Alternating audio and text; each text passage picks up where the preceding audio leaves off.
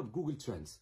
اليوم تكلاسا المغرب من افضل الدول اللي تقلبوا في الجوجل سيرش، اللي تقلبوا من ناحيه ديال الترافل، من ناحيه ديال السياحه، من ناحيه ديال البيزنس، من ناحيه ديال الاستثمار الى اخره. غادي نعطيكم واحد الارقام واعره، وغادي نوريكم التغيير ديال البحث ديال الموقع ديال البحث ديال جوجل بالنسبه للمغرب كيفاش تبدل فقط، حيت المغرب ربح وطلع للدومي فينال.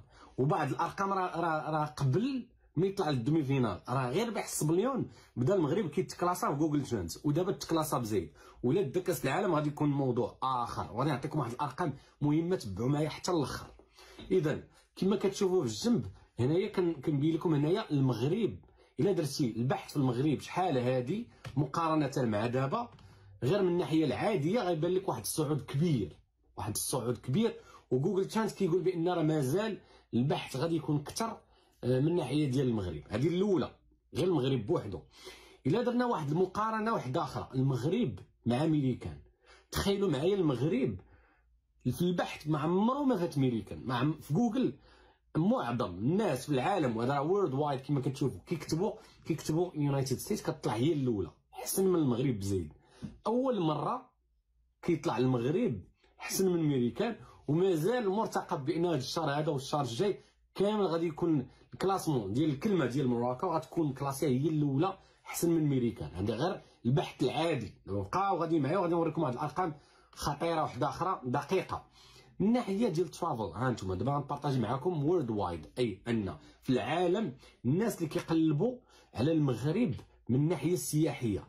شو التغيير كي داير؟ صعود كبير مؤخرا. والمنتخب دابا جاب كره، هذا اللي ما بغاتش تفهم الناس، كيقول لك اش جاب كره والمنتخب للسياحه والاقتصاد والاستثمار، شفنا والو. ها هما الارقام جوجل ترندز كيفاش.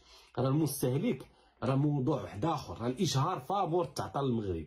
5 ديال المليار متفرجين في كاس العالم، مشاهير كيديروا اشهار للمغرب فابور. وعاد جوجل ترند انتم ما شفتوش كيفاش دابا الميريكانيين كيشوفوا داك شي واحد مشهور قال المغرب كيقلبوا عليه، كيطلع لهم السياحه كيبداو يقلبوا على السياحه. هذا التغيير اللي شفتوه قداش كبير. تغيير واحد اخر هو هذا التغيير هذا غادي نوريكم بعدا. قبل ما نوري التغيير هذا غادي نوريكم الكلاسمون ديال افضل الدول في العالم من ناحيه من ناحيه ديال السياحه. وفي الكلاسمون من ناحيه ديال السياحه كنلقاو فرنسا هي الاولى، عندها 90 مليون سائح جاوها في 2019. الثانيه هي الصبليون 83.7، والثالثه هي ميريكان 79.3 ديال المليون ديال السائح. غنشوفوا هاد الثلاثه هادو غادي نجيو جوجل ترندز ونشوفوهم واش ارقام صحيحه. الا جينا لجوجل ترندز كما كتشوفوا كتلقاو شكون اللي مكلاسي الاول بالصفر. فرنسا هي الاولى بالصفر. الكولور الثاني هو الصبليون رقم 6 كلاسي هو الثاني، والثالث هو ميريكان. وزدت انا الصين لان حتى هي الصين راهي مكلاسيه.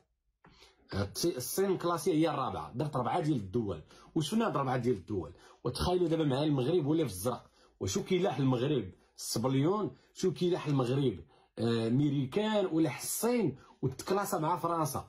وغادي يفوت الصبليون. وكما كتشوفوا بالصفر كيبان لكم المستقبل، اي هاد السيمانه الجايه والسيمانه اللي موراها من ناحيه ديال البحث في جوجل ترند، من ناحيه ديال البحث غادي يكون فرنسا قل، وغادي تكلاسا المغرب هو الاول من ناحيه ديال البحث في التوريزم في العالم. وتخيلوا معايا هذا الرقم هذا شحال ظلت المغرب اليوم. كانت تجربه فريده من نوعها.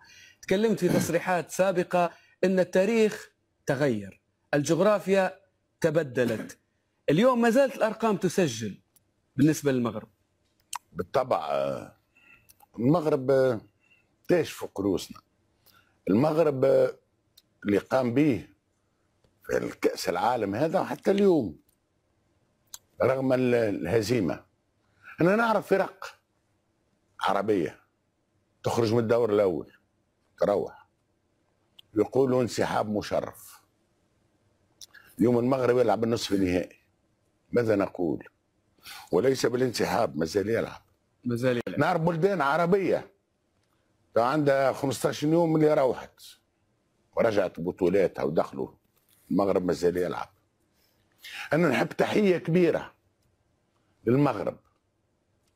لولا المغرب هل كان نفس البرنامج يتواصل بهذا الحماس؟ لا هل كانت اي برامج نتفرج في كل التلفزيات العربيه، كل التلفزيات العربيه اللي تغطي في كاس العالم، لو خرج المغرب مثله مثل البقيه الذين خرجوا بوجه مشرف منذ الدور الاول. صحيح. ماذا نقول على المغرب؟ التلفزيات العربيه الكل بفضل المغرب انتعشت، بفضل المغرب اصبحت البلاتوات فيها جو، اصبحت البلاتوات فيها حماس، اصبحت البلاتوات بمختلف مواقفها، ونحترم كل المواقف. هذاك علاش انا اقول الاعلام العربي مدين للمغرب هذا الاعجاز، فات الانجاز. اليوم نسمع في المقابله، وخصيصا انا افضل استماع للراي المخالف، استمع للمقابله وشاهد المقابله بالتلفزيون الفرنسي. ماذا يقولون في اخر الشوط الاول عندما هاجم المغرب، وكانت تلك العمليه المقاسيه الرائعه والهدف الذي انقذه بولوريس. الحظ عاند المغرب بالطبع، الحظ في الدقيقه الاولى في الدقيقه الاخيره. صحيح. ماذا يقول الاعلام الفرنسي؟ يقول المغرب تخوف فينا، خوفتنا، لو ماروك نو في بور. احلاه والله بنينه كي نسمعها هكاك بنينه. واحد اخر تعرف شكون؟ مارسيل ديساي، المغرب عذبتنا، لو ماروك نو في شوفرير.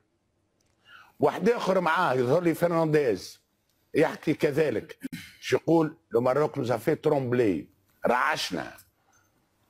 امان، مستانسين احنا، مستانسين. قلوب الفرنسيين توقفت جميعها. بالطبع، واكثر من هكا، معناها نقولوا انه ما فعله المغرب واليوم. علاش انا فرحان؟ راهو تلعب ضد بطل فرنسا سي علي، تلعب ضد بطل فرنسا بكامل نجومه، مش بالفريق الرديف. صحيح. بكامل نجومه في نصف النهائي، ويتسجل لك هدف بعد 4 دقائق لعب. الكل نأكد لك فما شكون في حق منا وفينا. لا دقيقة، خلي نوقفوا عند هذه النقطة. نبيك تفسر لي هذه. لا، ما خاطر عندنا ما خاطرنا نحبوا بعضنا برشا، العرب نحبوا برشا، ياسر نحبوا بعضنا. نحكي لك ردة الفعل. اليوم باش يندموهم على ال5 مقابلات اللي عملوهم، باش يندموهم على التاريخ اللي كتبوه. اليوم الحصيلة ستكون طبعا المغرب واصل. معناها باش نقول لك، انت قلت المغرب واصل، واحنا في حلقات سابقة قلنا ماناش مروحين، وفعلا مازال ماناش مروحين، وعندنا موعد مع المركز الثالث. المغرب يلعب 7 مقابلات.